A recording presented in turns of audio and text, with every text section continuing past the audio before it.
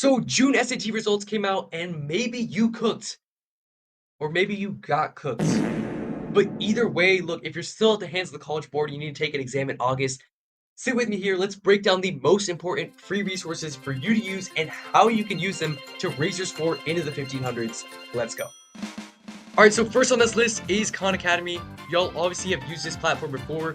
Digital SAT Math, SAT Reading, all available. A bunch of questions.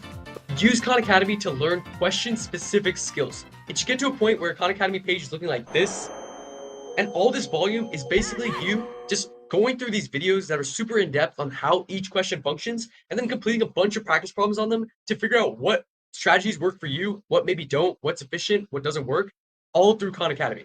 Also, when you're doing these practice quizzes, make sure you're not just getting stumbled up when you get one incorrect and you don't hear this sound while you're taking it. Don't redo the entire quiz. Finish it through, then go back, figure out what you got wrong, because ultimately that builds bad test taking strategies if you get flustered when you get them wrong. Next up is one of the most slept on SAT resources out there. All right, that resource is OnePrep. Now, OnePrep is the go-to for doing test realistic questions. Everything is sourced straight from the College Board question bank, but it's put in a much nicer format that's SAT realistic so that you can solve the problems. If you look here in the craft and structure section, you can just do all the problems related to that area. Sort by difficulty, you can do all the medium hard problems and all of reading and writing, which is around 300, and space those out across 2 weeks. You can get them all done and get a lot of valuable practice. I recommend doing these practice problems within the 8 a.m. to 10 a.m. range around when you'd be taking a practice test. Use them to supplement stuff you're getting wrong on your practice test, and also be sure to take notes about every single thing you're getting wrong and why you're getting them wrong. A lot of times, high scorers will get stuff wrong because of tiny little lapses in judgment. So if you write down your bad habits, eventually, because of the volume of questions you're solving, you'll notice that they begin to kind of fade away, especially when you're in actual like test environments or practice tests. Also, when you get stuff wrong on OnePrep, because it's so test realistic, it also helps increase your retention and notice these mistakes.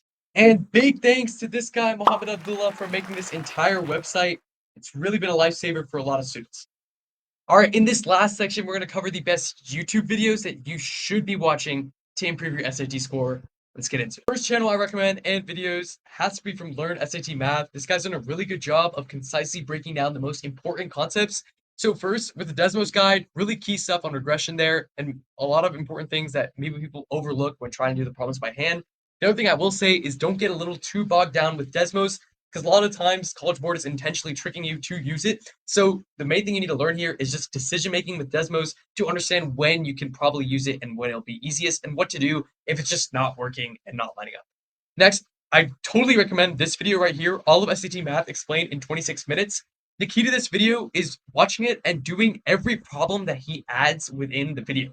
So that means whenever there's a little screenshot of a little problem that may be difficult, you need to solve it. You can't just let that problem go by thinking, oh yeah, I guess he talked about the concept, I know how to do it. No, pause the video, solve every single problem that he states. It will help you so much more in actually applying his skills to the actual SAT. All right, another YouTube video I really recommend has to be Bishop James' grammar one. It has all the digital SAT grammar rules, everything you need to know, and it's really specific. Doing this supplemented with the Khan Academy practice will get you up to speed on grammar. Next, YouTube stuff in general.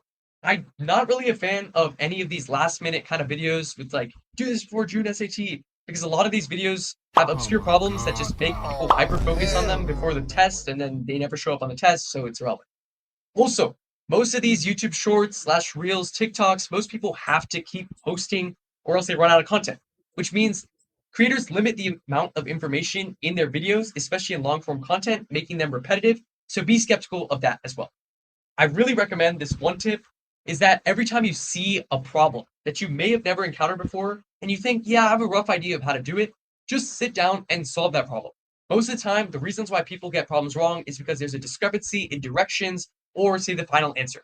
If you do these problems that you may think you have an idea of how to do, you'll figure out that you have inherent predispositions towards problems that are making you get them wrong, and you can fix them by just doing these problems whenever you see them. So we covered some really great resources today, all under 5 minutes. These are some great baseline websites and YouTube videos to get you back into that study mood before August. Once you build upon these, I really recommend you go on your own to find things that are specifically adhere to what you're struggling with, whether that be YouTube videos or your own tutoring that you may have to, pay money for, or whatever. But these free resources are a great baseline that all students have access to that I recommend each of you to check out.